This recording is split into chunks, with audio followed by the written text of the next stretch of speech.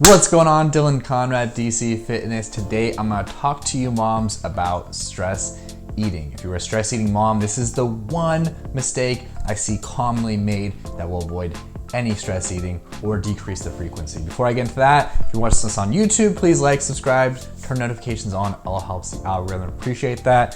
So stress eating or emotional eating, same thing, is a coping mechanism we do to feel comfort. We're trying to get some sort of physiological reaction, some sort of comfort in eating these foods. And it typically has nothing to do with being actually hungry, and it has everything to do with just being psychologically stressed out. So the most common mistake I see in all the moms that come in, and 80% of our moms are stress eating before they come to the program, and this is the one mistake that they always make. And once we get this dialed in, it really helps, and I'll explain why it helps so much, and just see the linear increase in the results goes skyrocketed. For me growing up, I think the reason that I am able to coach a lot of clients and have created such a coaching program for stress eating moms is because it takes one to know one. I grew up stress eating. My mom was a stress eater. I picked it up from her.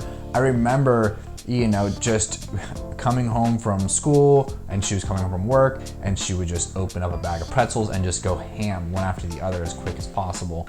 In movies, she would get nervous, ruffling around, opening and closing the popcorn, eating it, and it was just constant. And so this I picked up, and until I started coaching a couple years ago with a coach and working on the one trick I'm gonna teach you guys here, I was able to get past that. And so stress eating is near and dear to my heart, and I know for a lot of you moms listening to this, your day is nuts, especially even if you're not working. If you're just a mom, that's like having 2.5 jobs. They've done a lot of research on like how many hours you're putting in. It's like having 2.5 jobs. And if you're working on top of that, it's even more stressful, right? And so your day starts, 6, 7 a.m. You go right into waking the kids up, then you go to work, or then you go to, errands for the kids, and you just have this whole to-do list that has nothing to do with anything self-care for yourself, and it has everything to do with everyone else. And as moms, you guys are really good at prioritizing everything and everyone in front of yourself. This tool I'm about to give you is gonna be so golden to get you past the stress eating, make you just feel that peace, that comfort in your mind, knowing that this isn't something lingering. And there's nothing more frustrating than going through a full week on 100% adherence with your nutrition and your training, and just to blow it out 1 or 2 nights because you're stress eating so hardcore, when it's something that could easily be prevented and you're not even hungry in the first place.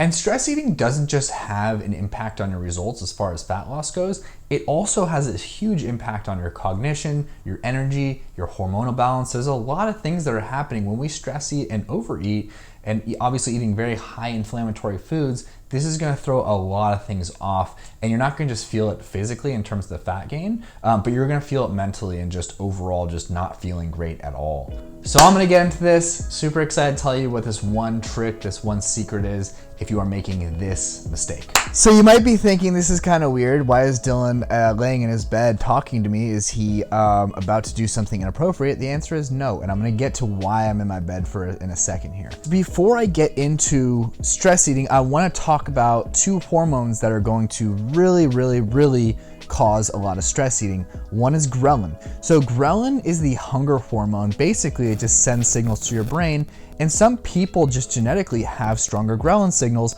that will make them really hungry, even if they're not hungry at all and their stomach is full. The other hormone I want to talk to you guys is leptin. So leptin is what they call the fat regulating hormone, and it basically allows your body to adjust its metabolism, fat storage, based on what's going on with the leptin levels. So if it can make you store a lot of body fat, or it can help you lose a lot of body fat. So it can be used for or against you, and same thing obviously with ghrelin. So why am I getting into these? The number one thing that is going to affect the intensity of the ghrelin and the regulation of gaining more body fat with leptin is sleep.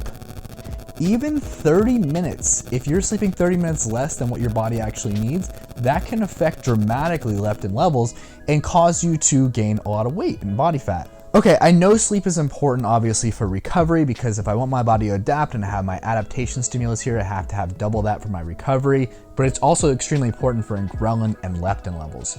So how do I make sure I'm getting A, enough sleep, and B, quality sleep? There's gonna be 3 ways that I'm gonna take you through that I've coached a lot of my clients and I've also coached myself on that have worked really, really well. So the first one's taking naps. And obviously as a mom, a lot of times it's just not gonna be possible for you to sleep enough throughout the night. You have a toddler waking up, maybe you had to stay up a little bit later to help your husband doing chores, all that stuff. So you're not gonna be able to squeeze in a full night's sleep. And so what you can do throughout the day is just make it up. For me, I can nap really, really easily. For my wife, on the other hand, she cannot nap. So she had to actually train herself and get just in bed for a couple weeks at the time that our daughter was down, whenever she could take a nap, and then she would actually be able to take a nap. And this didn't happen for a week's in. So even if you are just laying there with your eyes closed, listening to a sleep story or a guided meditation, that is perfect to get you some deep, deep rest. Number 2 is having a sleep routine. So you want to get your body primed for sleep. You can't just go balls to the walls all day long and then expect to just turn it off like that in an instant. It takes the body 2 to 4 hours to fully downregulate and increase the parasympathetic nervous system, which is the rest and digest nervous system. So relaxing and getting into that state isn't just gonna happen. You have to do things that are going to relax your body. You can take Epsom salt baths, you can take contrast showers, foam roll, meditate, breath work exercises. There are a lot of different ways that you can do to get your body relaxed for bedtime. The best thing to do is do obviously one of those things, but combine it in a bedtime routine. So 3 hours before, you turn electronics off, you do some breath work, you take a contrast shower, you maybe put some lavender in a diffuser, and you just get your room prepped for sleep. And so getting in this sleep routine, and especially if you can go to sleep and wake up at the same time, it's gonna be really, really, really great for your body.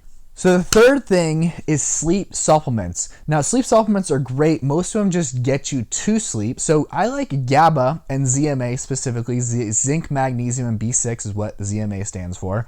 I like those two for really relaxing you. We want to take those about 2 to 3 hours before bed, and then you can get to a nice, really easy, deep rest. Those will get you to sleep, but my favorite is Sleep Multiplier by Prestige Labs. I use it. I have it right here by my bedstand, so remember to take it. But that does 3 things that I really like. One is it gets you to sleep, which all sleep supplements do. But what most sleep supplements don't do is they don't keep you asleep. This one gets you asleep, keeps you asleep, and it also helps you regulate your metabolism when you are sleeping, because when you are sleeping, your metabolism goes way down. This helps keep it nice and high so you can burn calories, obviously, and get yourself into a nice calorie deficit if your goal is to lose body fat. So those are my 3 sleep tips. I hope these help. If you like this, please like, subscribe, comment. All helps the algorithm. Love you all, and happy whatever day you're watching this on.